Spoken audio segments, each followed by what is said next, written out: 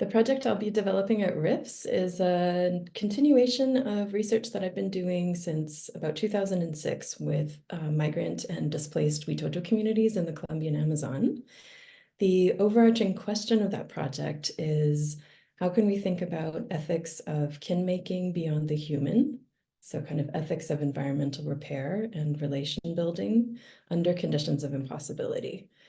That question comes out of the particular history of Witoto communities who have been through a century of upheavals, displacements, armed conflict, and on the other hand, a century of learning how to rebuild kin relationships, environmental relationships, and ethical horizons under circumstances that are extremely difficult.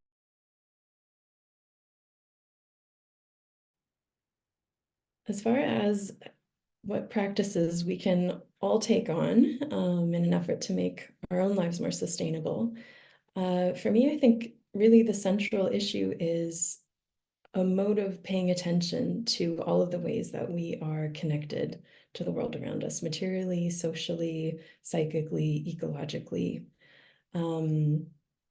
In practical terms, I think this has to do with thinking about all of the conditions that make your life possible. So as simple as where your water comes from, where your waste goes, whose life your life depends on, and as a matter of, practical daily ethics, how do you care for and sustain the lives that make your life possible?